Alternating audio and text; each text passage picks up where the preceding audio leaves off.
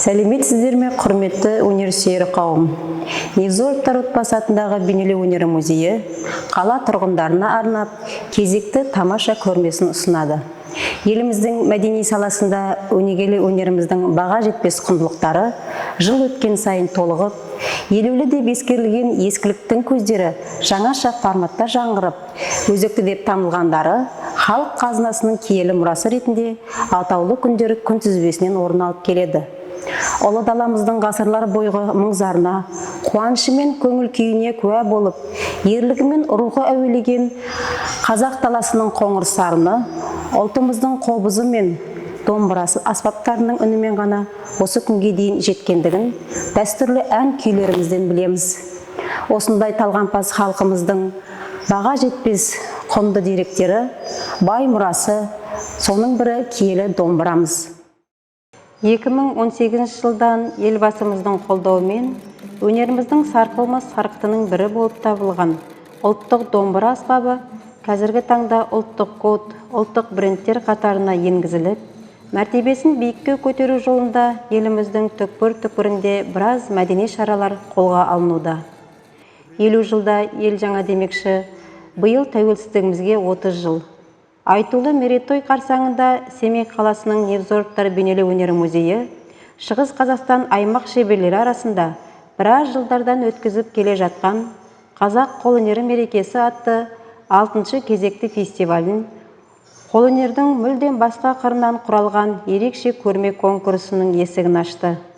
Көрменің ерекшелігі сол, халықтық музыка мен дәстүрлі қолөнер шеберлігі үндескен халық қазынасының киелі мұрасы атты тақырыптық көрме конкурсы форматында халық назарына ұсынылды. Бұл музей тарихы сахнасында алғаш рет Шығыс Қазақстан өңірі бойынша домбыра шеберлерінің Семей төрінде бас қосқан және қолөнерде тек музыка аспаптарымен ғана сынға түскен ерекше байқауға ұласты. Нағыз жүйрік сын сағатта сыналар демекші, айтулы көрме фестиваліне Шығыс Қазақстанның бірқатар аймақтарынан, яғни Өскемен, Тарбағатай, Зайсан, Ұлан және Ақсуат, Марқакөл өңірлерінен, сонымен қатар Семей қаласының Аягөз, Бесқарағай елді мекендерінің домбыра жасау өнеріндегі нағыз хас шеберлеріміз өзіндік қолтаңбасы бар керемет деңгейдегі төл туындыларын ұсынды. Фестивальдің мақсаты домбыра аспабын әзірлеу жолында осы күнге дейін аянбай ізденіп, еңбектеніп келе жатқан кәсіби ізденімпаздығын дамыту мүмкіндіктерін шыңдау, сонымен қатар олардың барлық шеберліктерін пысықтау. Сонымен қатар осы фестивалімізге ең алғаш болып қатысып отырған жас шеберлерімізге қолдау көрсету.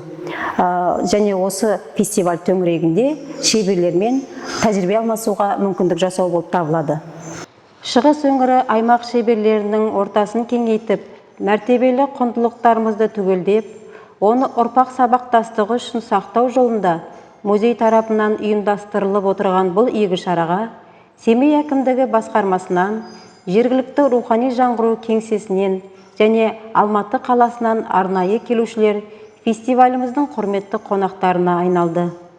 Фестивальдің алғашқы күні көрме вернисажының ашылу салтанатында музей директоры Татьяна Александровна тамаша көрменің тұсауын кесіп, келуші көрермендерді мерекелермен құттықтап, тамашалаушы қоғамға өз басынан өткен домбыра туралы қызықты оқиғалармен бөлісті.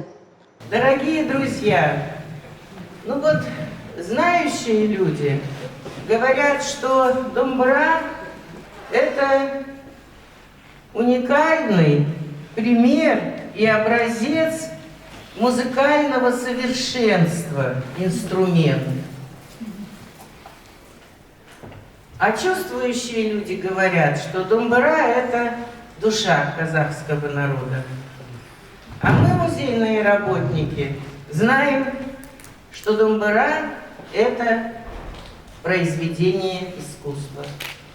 Қонақтар қатарынан кезекті сөз алған Семей қаласы әкімдігінің орынбасары Айдар Серікқазыұлы өнегелі өнеріміздің киелі мұрасын жаңғырту жолындағы айтулы фестиваль ұлттық өркениетімізде рухани ілгерушілікте берері мол игі бастама деп ескеріп, домбыра шеберлерін кәсіби мерекелермен құттықтап, қолөнерде киелі домбыра аспабымыздың ұлттық мәртемесін әрмен қарай биікке көтеру жолында қызмет жасай берулеріне тілек білдірді. Это не праздник одного инструмента, это дань уважения к национальным традициям. Домбра всю жизнь сопровождала страну Великой Степи. В горести она помогала преодолеть тяжести, в радости приумножала радость. То есть домбра – это олицетворение духа народа, населяющего на сегодняшний день Республику Казахстан. Алматыдан арнайы келген қадірлі қонағымыз, профессор, Қазақстан Республикасының мәдениет қайраткері, жолаушы Әбілғазыұлы, Шығыс Қазақстан домбыра шеберлерінің Семей төрінде бәріне ортақ кәсіби мереке барысында бір кісідей бас қосып отырғандықтарына дән риза екендігін жасырмады. Және де домбыра аспабына арналған осындай ерекше көрме конкурсын фестиваль деңгейінде ұтымды ұйымдастырып отырған ең алдымен музей әкімшілігіне және фестивальдің жоғары деңгейде өтуіне демеушілік жасап отырған Азия фирма серіктестік басшыларына өз ризашылығын білдіріп, алғысын жаудырды. Қаламыздың мәдени өркендеуіне әрқашан қолдау білдіруші Азия фирмасы серіктестігі басқармасынан арнайы келген Досқожанова Сәуле Жұмашевна өз тарапынан шеберлерді кәсіби мерекелерімен құттықтап, арнайы номинациялы қор жүлделерімен табыстады.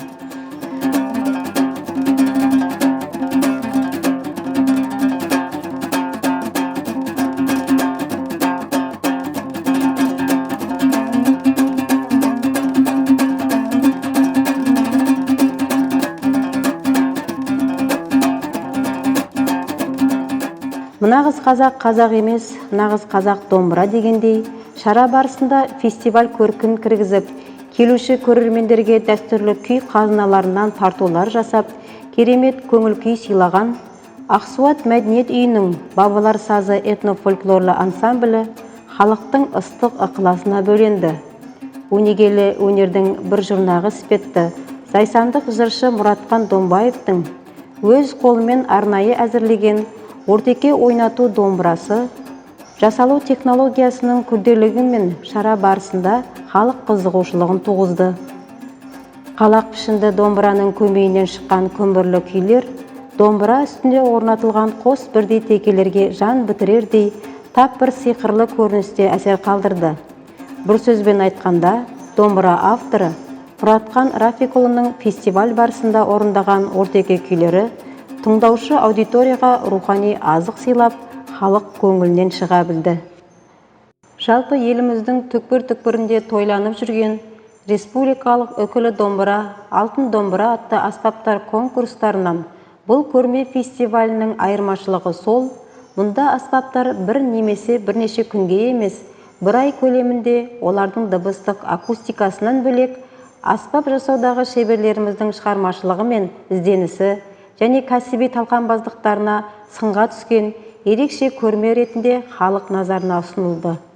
Жалпы бүгінгі кешеден бері өтіп жатқан осы домбыра күніне байланысты өтіп жатқан осы үлкен мереке деп айтуға болады.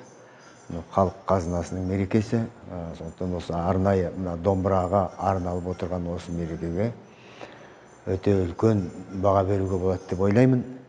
Өйткені кешеден бері біз қаншама шебер жігіттерді көріп, олардың жұмыстарын көріп, жеткен жетістіктеріне қуанып, осы біздің домбыра аспабының әлі де болса осылай мына шығыс аймағымызда өркендеп өсіп жатқанның куәсі болып отырмыз.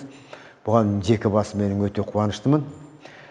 Осылай осы жерге арнайы шақыртып, осыларға сараптама жасап, өзімнің көзқарасымды білдіріп, жігіттерге, осы шеберлерге өзімнің сол көзқарасым арқылы соларда тәнті екенімді айтып, міне бүгін өте ризашылығымды білдіргім келіп отыр.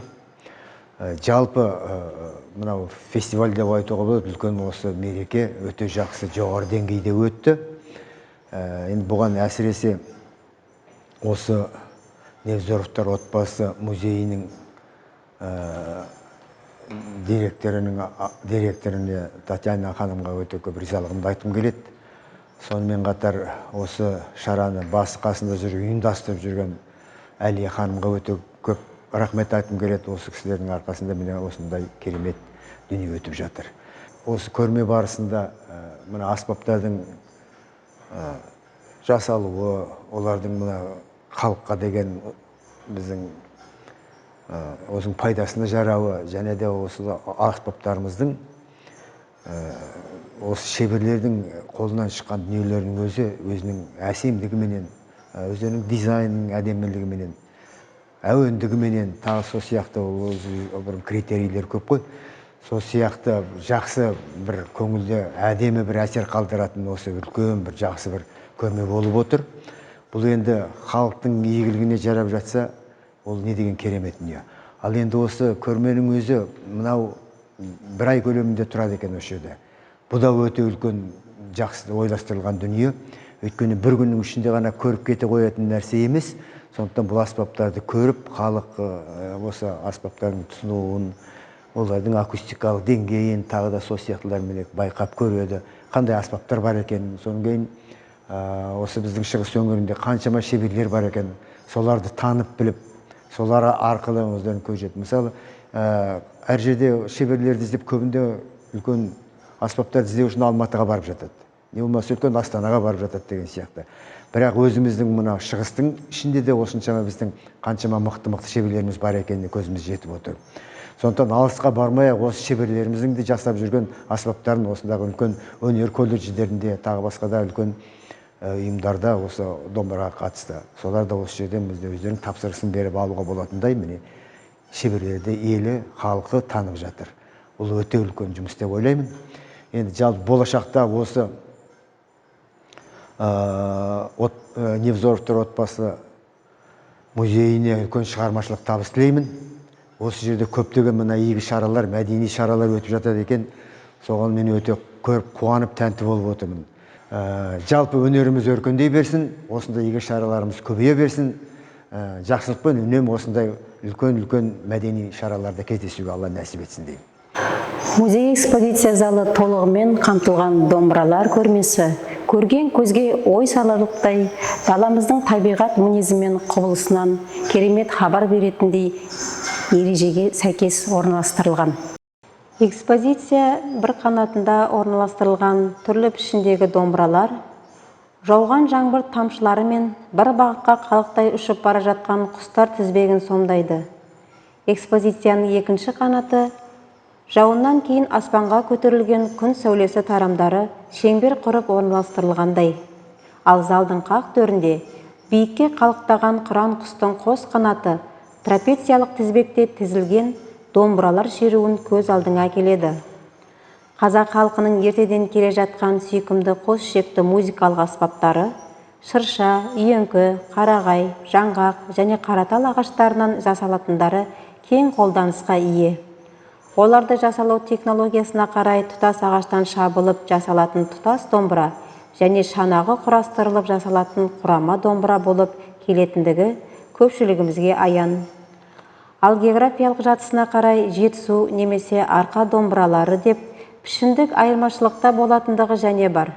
Яғни жетісу мен оңтүстік аймақтарда домбыра шанағы дөңгеленіп келсе, арқа шығыс домбыралары қалақ пішіндегі қалақ домбыра немесе Абай домбырасы деген атауға ие болады екен. Сонымен қатар күй мектептері арасында күй ырғағына қарай төкпе күй немесе шертпе күй домбырасы деп бөліп қарастыратындығы және бар. Әрине домбыраларды бұлайша ажырата білу нағыз домбыра құлағында ойнайтын күйші әншілердің ғана еншісінде болатыны сөзсіз. Сонымен қатар экспозиция түрінен пішіндік және дыбыстық ерекшеліктерімен қатар көркемдік жағынан көз жауын алатын домбыралар да баршылық. Әсіресе жоғары сапалы аспаптар әзірлеу жолында біраз жылдық тәжірибесі бар Бақыт Кеңшілікұлы, Ерболат Акаев, Орал Кәрібаев, Еламан Кожимановтар мен Әбдікәрім Омаровтардың домбыра қақпақ тұстарын әрлеу жолындағы мәнерлі ою өрнектермен безеу шеберліктері өте жоғары деңгейде орындалғандығын көруімізге болады. Әсіресе шеберлердің сүйек және сүйек ұнтақтарымен контрасты түсте көрініс тапқан өрнек иірімдері, көбінде өсімдік және аққу бейнесіндегі нәзік өрнектері, сонымен қатар трапециялы сынық мүйізді өрнектер эстетикалық жинақылықта орындалғандығымен көз тартады. Қазіргі таңда кейбір шеберлер мұндай өрнектер орнына анималистік образды, яғни жылқы, бүркіт жануарлардың бас бейнелері мен таңбалы қар барысының образын ерекше эстетикалық жинақылықта орнатып келетіндігін көреміз. Әсіресе мұндай дизайнды үлгідегі домбыралар Ерболат Жарылғасынов, Сәкен Назарханұлы және жергілікті жас шеберлер Дархан Бабатаев пен Ержан Оразалиндердің домбыра безеу шеберліктерінен байқаймыз. Домбыралардың бет қақпағынан бөлек құлақтың алақан тұстарын ерекше дизайнда қалыптастыра білген Ахметқали Қабыкен, Төлеуғазы Әшіров және Әбдікәрім Омаровтарды айта кетуге болады. Сонымен қатар Қайрат Ибраев және Сәкен Назарханұлдарының қалақ домбыраларды жасау үлгісінде шанақтары мен жақтауларын толықтай өрнектермен ойып әзірлеу тәсілдері өте ерекше. Әсіресе көрменің домбыра шығармашылығына көңіл бөліп, арнайы ерекше домбыралар жасау жолында Қазез Жанарбек, Смағұлов Амангелді және Ахметқали Қабыкендердің туындылары көптің қызығушылығын тудыруда. Әсіресе жергілікті шеберіміз Ардақ Арқашұлының фестивальге арнайы дайындаған қарапайым үлгідегі ақ түсті қалақ домбырасы профессор Жолаушы Әбілғазыұлының өз қызығушылығын туғызды. Шебердің айтуынша, бұл туынды ең алғаш және арнайы жасалғандығымен өзіне ыстық екендігін жасырмады. Әйгілі композитор Ахмет Жұбановтың зерттеуі бойынша, домбыра сөзі арабтың дунба хибура деген сөзінен шыққандығын айтады.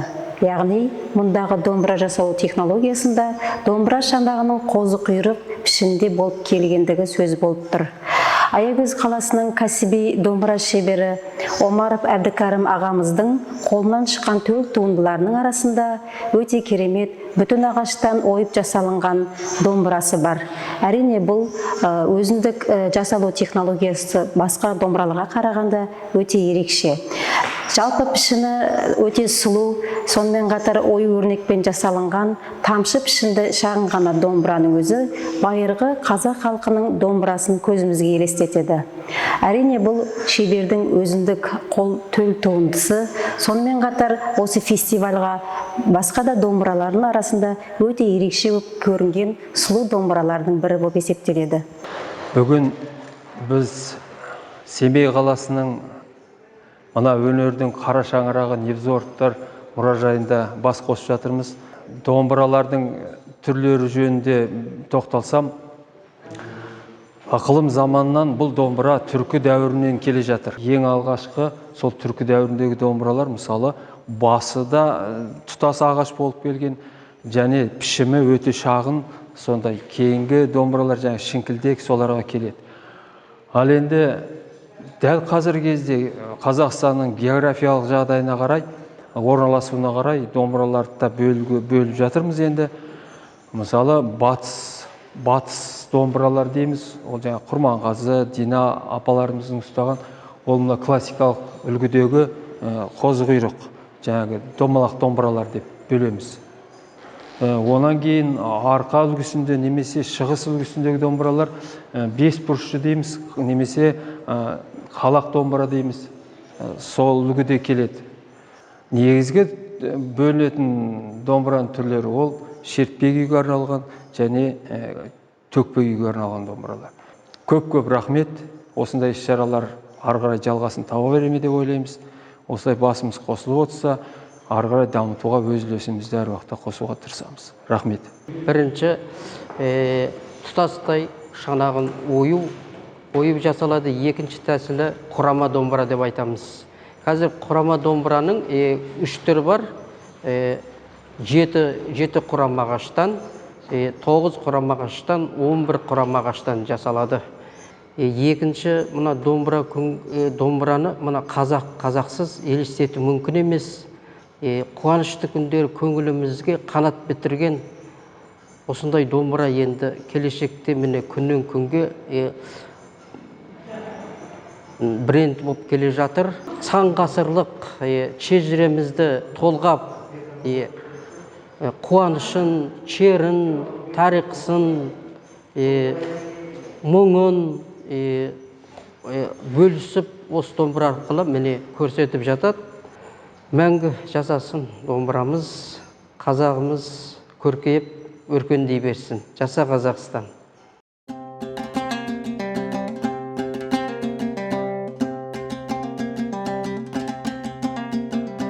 Сонымен қатар көрменің бір бөлігін от ауызды жыршы бабаларымыздың ерлігін сомдайтын жергілікті шеберлеріміздің қолынан шыққан Батырдың 5 қаруы атты бұрышы көрген көзді жігерлендіре түсетіндігімен әсерлі. Жергілікті қолөнер шебері Сәкен Назарханұлы мен Андрей Белекиндердің дала әуені тақырыбындағы сәнді қолданбалы қобыздар және пано композициялары көрме көркіне рухани бояу сыйлап, ұлы дала тарихымен әуелеген музыка сарынын туғызардай әсерлі. Фестиваль барысында материалдық мәдениетімізде кең тараған дәстүрлі қолөнерді көрсету мақсатында келуші көрермендерге арнап шеберлер ауылына саяхат атты шеберлік сабақтар ұйымдастырылды. Әсіресе қолөнерде ата кәсіптің кең тараған үлгісінде қамшы өру шеберлігін Абай ауданынан келген Айбын Жұматайұлының өрімдердің әртүрлі тәсілдерін көрсетіп, қамшы саптаудың қарапайым ағаштардан бөлек елік сирағынан сәндеп саптау үлгілерінде күрделі жолдарын көрсетті. Сонымен қатар шебер терілерді қолдан өңдеп, түрлі өлшемдегі таспаларды кесіп дайындаудың қазіргі таңдағы кең тараған әдіс тәсілдерімен көрермендермен бөлісе отырды. Шеберлер ауылының келесі бұрышы фестивальдің нағыз тақырыбына сай кәсіби домбыра жасау шеберлігіне берілді. Ұлттық болмысымызбен біте қайнасқан киелі домбыра аспабының байырғы колоритін сақтай отырып, заман талғамына сай оның кәсібилігі мен көркемдік көркін жетілдіру жолында біраз жылдан еңбектеніп келе жатқан жергілікті жас шеберлеріміз фестиваль барысында өнегелі ұрпақ сабақтастығы үшін керемет шеберлік сабақтарын халық назарына ұсынды. Төлеуғазы Әшіров, Дархан Бапатаевтардың бірнеше шанақты домбыраларды жинап құрастырудың заманауи әдіс тәсілдерімен, сонымен қатар домбыраларды өрнектеп безеудің күрделі жолдарын дәл сол тұста жасап көрсетті. Әсіресе домбыра алақаны мен қақпақ қағысының бойына орнатылатын өрнектер өз ерекшелігімен көрермен қызығушылығын туғызды. Осындай шеберлік сабақтар арқылы қарапайым тамашалаушы халық домбыралардың сан алуандылығы мен біраз мәліметтер алып, домбыра жасау технологиясының күрделілігі мен оларды дайындау жолында шеберден қырауыр еңбек пен темірдей төзімді талап ететіндігінен біраз хабардар болып кеткендігі анық. Бүгінгі таңда өткізіп жатқан мәдени іс-шараның бір құдіреті мен құрметі қазақты қазақ деп таныта білетін немесе қазақтың қазақшылығын білдіре білетін бір құдіретті домбыра деген аспаптың құрметіне жасап жатқан Невзоров атындағы музей және мынау Семей қаласының мәдениет басқармасы осы жүрген барлық осыған атсалысқан азаматтар мен азаматшаларға үлкен алғысымызды айтамыз. Шеберлер тарапынан біз халық үшін қызмет етіп жатсақ, сол біздің еңбегімізді дәріптеп, соны халыққа тағы бір қол паштап, қолтықтың астынан дем беріп жатқан сіздерге мыңда бір рахмет. Әрбір жұмыстарыңызда үлкен табыс бар. Шеберлердің келіп қайтуында мынау ұйымдастырушылық жұмыстарына ешқандай кемшілік жоқ. Барлықтарыңызға үлкен разымыз. Қазағымыздың қара домбырасын жасап, елімізді, жерімізді көркейте беруге бізде атсалысып көрейік. Соған қызмет етіп жүрген көздері ашық, көкірегі ояу, білімі бар қазақтың азаматтары көбейе берсін. Барлықтарыңызға үлкен рахмет. Шараның екінші күні Алматыдан арнайы келген құрметті қонағымыз Абай атындағы Қазақ ұлттық педагогикалық университетінің сәндік қолөнер кафедрасының профессоры, Қазақстан Республикасының мәдениет қайраткері Тұрдығұлов Жолаушы Әбілғазыұлының домбыра шеберлігі туралы тақырыптық сағаты өткізілді. Аудиторияға жиналған домбыра шеберлері мен музыка саласының мамандары Жолаушы Әбілғазыұлының өз аузынан осы шеберлік жолына қалай түскендігі және осы шығармашылық өнер жолының өзіндік бейнеті мен зейнетінің қатар жүретіндігі жайлы біраз қызықты әңгімелер тыңдады. Домбыра жасау кәсібі туралы әңгімесінде бұл өнердің адамнан темірдей төзімнің, өнерге деген сүйіспеншілікті талап ететіндігін және шеберден 60% білім мен 100% еңбекті талап ететіндігі туралы айта өтті. Шебер әңгіме барысында бабамыздан қалған осы өнегелі өнер үлгісіне арзанқолдыққа салынып қиянат жасамай, нарықтық заманды артқа тастап, сапалы әрі көңілге қонымды аспаптар жасауды қолға алуды тапсырды. Сонымен қатар шығыс өңірінде осы домбыра ісін барынша заман талабына сай дамуына және осы кәсіп төңірегін кеңейтуге бір кісідей атсалысуға шақырды. Соның негізінде қандай жағдайда болмасын, осы кәсіп жолына түскен кейбір шеберлерге өз шығармашылығында сапалы ағаштарды қолдануды және дыбыстық акустикасының жақсы болуына көңіл бөле отырып, домбыра беттерін күмбездеп жабу технологиясын қазірден бастап қолға алуларын ескертті. Жолаушы Әбілғазыұлы домбыралар сапалылығын арттыру туралы әңгімесінде қазіргі таңда кең етек алған айнымалы пластикалық дайын құлақтарды қолданудан бас тартып, құлақты ағаштан жасап орнатудың әлде қайда тиімді екенін айта өтті. Аудиторияда шеберлер арасында домбыра тағдырына байланысты өз ойларын ортаға салған жас шеберлер де болды. Домбыра жасау жолында біраз тәжірибесі бар Дархан Бопатаев, көршілес Қырғыз елінен келетін әуесқой жасалған домбыралардың қазіргі таңда қазақ домбырасының дұрыс әрі сапалы дамуына кері әсерін тигізіп жатқандығын және еліміздегі шеберлердің дамып өркендеуіне кедергі келтіріп отырған жабайы сауданы мемлекет тарапынан тоқтау қойдыру мәселесін көтерді. Жолаушы Әбілғазыұлы бұл өзекті ұсынысты қабыл алып, ұлттық құндылықтар заңдылығы төңірегінде күрделі мәселелер ретінде қарастыруға алдағы уақытта ұсыныс тастайтындығын айтты. Шара барысында кезекті сөз алған Семей музыка саласының білгір маманы Серік Рамазанұлы қазіргі таңда жасалып жатқан домбыралар арасынан сырт әлпетті әспеттелген жоғарғы дәрежелі төкпе күй домбыраларының баршылық екендігін, ал қарапайым қоңыр үнді шертпе күй домбыраларының тапшы екендігін айтып өтті. Осы мәселеге байланысты Жолаушы Әбілғазыұлы аудитория шеберлеріне құлақ қағыс ретінде алдағы уақытта осы шертпе күй домбырасын дайындауды қолға алу керектігін ескертті. Сонымен қатар кездесу барысында сөз алған тәжірибелі шеберлер Әбдікәрім Омаров, Орал Кәрібаевтар кәсіби домбыра жасау жолдарының басты принциптері мен мүмкіндіктері туралы өз ойларымен бөлісіп, шеберлікте домбыра аспабының дәрежесін түсірмей, кәсіби тұрғыда айналысудың тура жолдарын ұсыныс жасады. Жалпы кездесу соңында сөз алған музей директоры Татьяна Александровна Жолаушы Әбілғазыұлына айтулы фестивальға Алматыдан арнайы келіп, шара тақырыбына сай шеберлерге өз тәжірибесімен бөлісіп, өнеріміздің дамуына үлес қосып отырғандығына асқан ризашылығын білдірді. Музей атынан Низорубтар музейі туралы естелік кітаптарын табыстады. Жолаушы Әбілғазыұлы да өз тарапынан осы домбыра кәсібіне өзінің ұзақ жылдық тәжірибесімен қорытындысы ретінде жарық көрген 2 томдық авторлық кітабын музей кітапханасына сыйға берді және Низорубтар отбасы музей ұжымына асқан ризашылығын білдірді. Жалпы шарамызды қорытындылай келе, өнегелі өнерімізді ұлықтау жолындағы 2 күнге созылған тамаша айтулы фестиваль Шығыс өңірі домбыра шеберлерінің бір кәсіп, бір өнер төңірегінде бас қосқан және осы өнердің заман талабына сай даму үрдісі туралы өзекті мәселелер қозғалған керемет танымдық іс-шара болды деп ауыз толтырып айтуға болады. Назарларыңызға рахмет. Өнерде бас қосқанша.